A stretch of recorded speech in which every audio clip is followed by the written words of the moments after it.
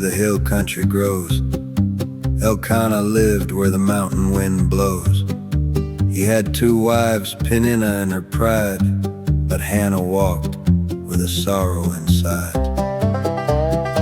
Year after year to Shiloh they'd go to offer their prayers while the altar would glow.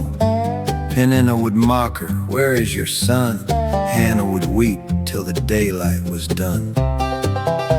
She stood at the temple, her lips moving fast, praying for a future to heal from the past. Old Eli the priest watched her there in the shade, thinking she'd drunk from the wine that was made. "No, my Lord," she said, with a soul-heavy sigh, "I'm pouring my heart to the Most High on high." Eli said, "Go now in peace, find your rest. May the God of our fathers grant your request." The seasons turned round and the promise came true. A baby was born, a life small and new. She named him Samuel, because I have asked. In the light of the Lord his young spirit basked.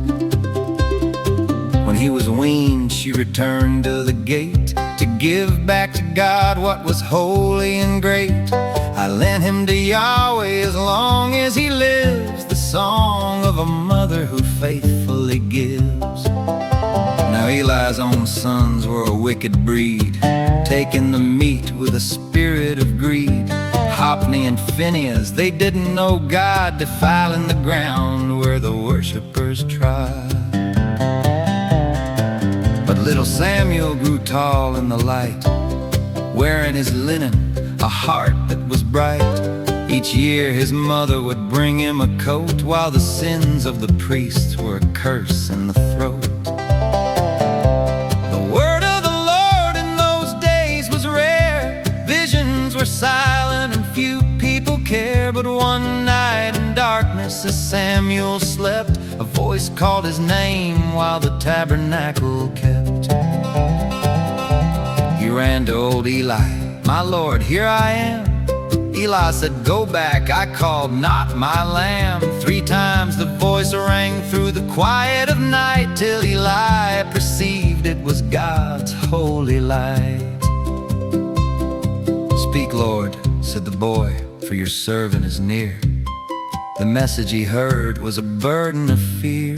Judgment was coming for Eli's own house, for the sins of his sons that he failed to arouse.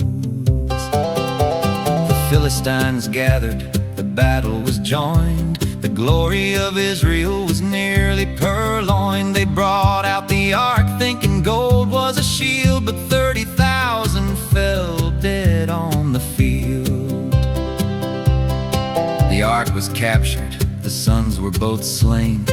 The news reached the city like fire and rain. Eli fell backward and breathed his last breath, and the daughter-in-law named her child after death.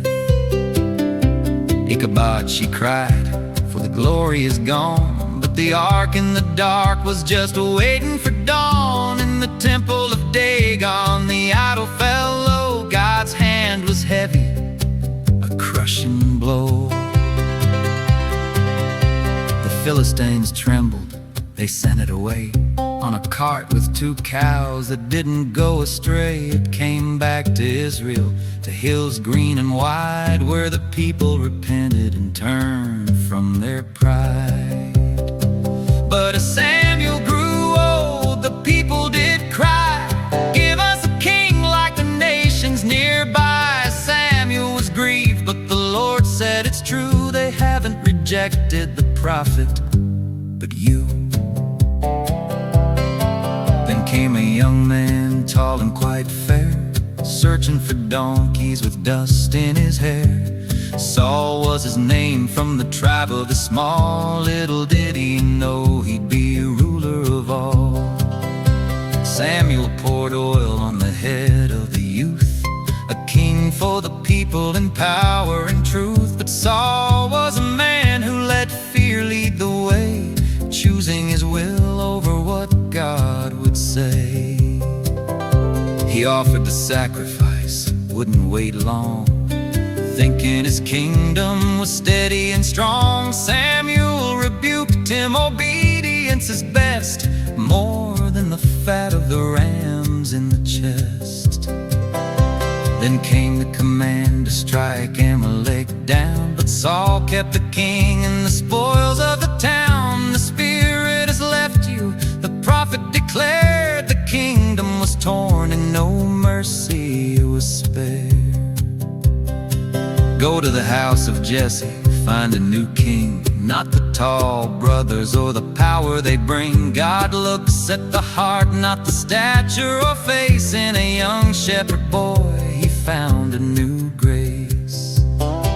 David the youngest with a sling and a stone faced the giant Goliath standing alone. You come with a sword, but I come in his name. One stone in the forehead and end of the game. Saul grew so jealous he hunted the lad. The music of David was all that he had. Jonathan loved him, a brotherly bond, while Saul in his madness grew dark and despond. David in caves in the wilderness sand spared the king's life with a merciful hand. I won't touch the Lord's own anointed, he said, as he cut off a skirt while the king was in bed. The end was approaching on Gilboa's height. Saul saw the shadows and gave up the fight. The prophet was dead and the spirits were cold. The story of Saul was a tragedy told. So David lamented for the crown and the shield, for the mighty who fell on the crimson-stained field. From the heights of the hill to the valley of tears,